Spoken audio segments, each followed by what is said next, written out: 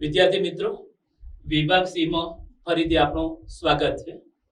આંકડાશાસ્ત્ર પ્રકરણમાં બેઝિક અને standard A બંને ગણિતની અંદર વિભાગ સી ની અંદર એક પ્રશ્ન હોય છે 3 ગુણનો, અને એની અંદર મધ્યસ્થ, મધ્યક અને બહુલક એમાંથી કોઈ પણ દાખલો એ 3 ગુણમાં હોઈ શકે છે.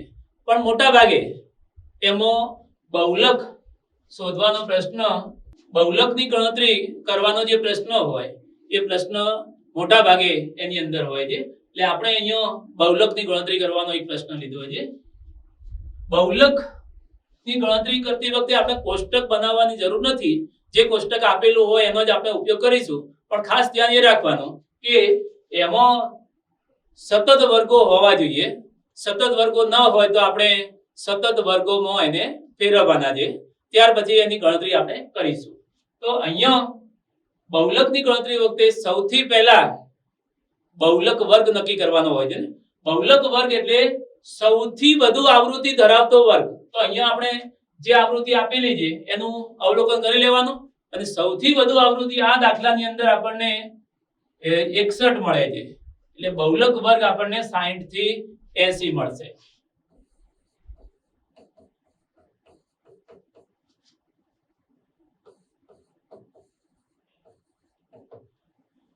અહીંયા કોષ્ટકની અંદર જ આપણે સરળતા ખાતર જે બહુલક વર્ગ હોય એને f1 એટલે કે બહુલક વર્ગની આવૃત્તિ, એના પછી જે વર્ગ હોય એને આપણે f2 વડે દર્શાવીશું, અને f1 થી આગળ પહેલા જે હોય એને f0 વડે દર્શાવીશું આપણે.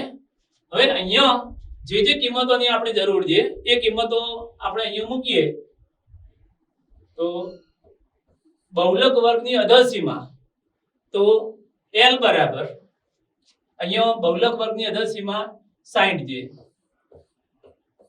f1 61, f2 38, f0 52 અને h બરાબર, તો h એટલે જે વર્ગ આપેલો છે બહુલક વર્ગ એની વર્ગ લંબાઈ, તો 80 માંથી 60 આપણે બાદ કરીએ એટલે 20.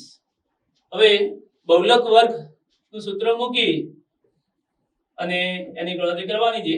તો z બરાબર L plus f1 minus f0 ભાગ્યા 2f1 minus f0 minus f2 ગુણ્યા h. હવે વિદ્યાર્થી મિત્રો, આની અંદર આગળ કિંમત મૂકી અને આપણે એની ગણતરી કરવાની છે.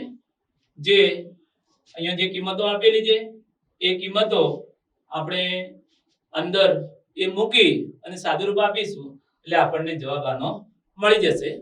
તો અહીંયા ખાસ ધ્યાન એ રાખવાનું કે મોટા ભાગના વિદ્યાર્થીઓ એ સાદુરૂપ આપતી વખતે આ L અને આ અપૂર્ણાંક વાળો જે ભાગ હોય એના અંશનો સરવાળો કરી દેતા હોય છે. તો એ ખાસ ધ્યાનમાં રાખવાનું છે, અને અલગથી આનું સાદુરૂપ આપી અને L ની જે કિંમત હોય એ કિંમત સાથે એનો સરવાળો કરવાનો હોય છે.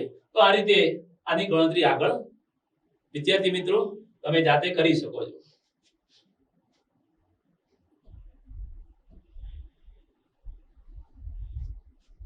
સમાંતર શ્રેણી એ પણ ખૂબ જ અગત્યનું પ્રકરણ છે, અને સ્ટાન્ડર્ડ અને બેઝિક બંને મેથ્સ ની અંદર એનો દાખલો હોય છે. અહીંયા એક દાખલો આપણે પસંદ કર્યો છે. નીચે આપેલ સમાંતર શ્રેણીનો સરવાળો શોધો. તો અહીંયા શું આપ્યું છે એ આપણે અંદરથી નોંધી લઈશું. તો પ્રથમ પદ એની કિંમત આપણને આપેલી છે -5.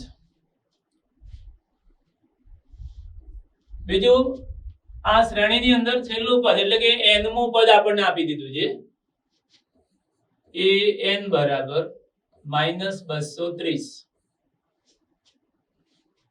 તફાવત, સમાંતર શ્રેણીનો સામાન્ય તફાવત જેને આપણે d વડે દર્શાવીએ છીએ. તો એમાં કોઈ પણ બે ક્રમિક પદોનો લઈ શકીએ છીએ અહીંયા આપણે a2 a1 લઈએ તો -8 -5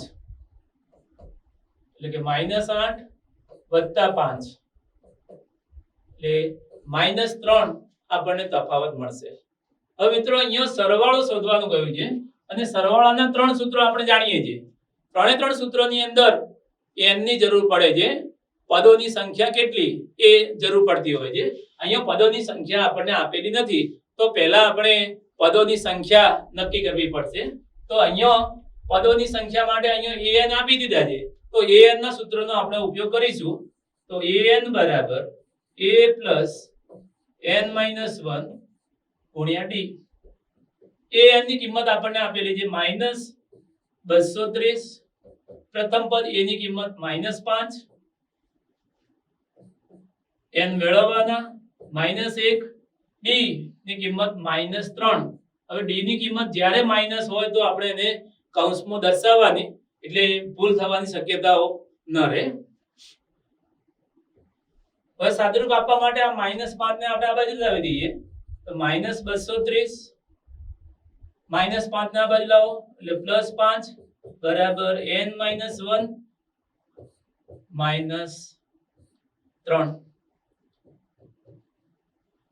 1 + 1 માઈનસ એટલે બાદબાકી થાય એટલે -225 બરાબર n - 1 ગુણ્યા -3. હવે આ -3 અહીંયા ગુણાકારમાં જે આ બાજુ આપણે લખીએ તો ભાગાકારમાં આવશે -225 ભાગ્યા -3 બરાબર n - 1. હવે અહીંયા માઈનસ માઈનસ દૂર થશે અને 3 વડે ભાગીએ એટલે 75 આપણને મળશે. એટલે 75 બરાબર n - 1. માટે n ને કરતા બનાવીએ તો -1 આ બાજુ આવે એટલે 75 + 1 બરાબર 76. 76 આપણને મળશે. પદની સંખ્યા આપણને મળી ગઈ તો 3 સૂત્રોમાંથી કોઈ પણ સૂત્રનો આપણે ઉપયોગ કરીને ગણતરી કરી શકીએ છીએ. પરંતુ જ્યારે અહીંયા લાસ્ટ ટર્મ એટલે કે પદ આપેલું હોય તો આપણે an વાળું અથવા al વાળું સૂત્ર વાપરીએ તો એ વધારે સહેલું રહેશે. તો an નો ઉપયોગ કરી અને આપણે સરવાળો મેળવીએ છીએ તો Sn બરાબર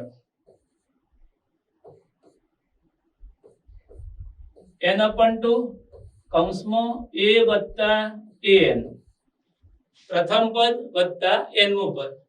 હવે અહીંયા પદોની સંખ્યા 76 આપણને મળી છે એટલે n ની કિંમત મૂકી દઈશું 76. a ની કિંમત -5 અને an ની કિંમત -230.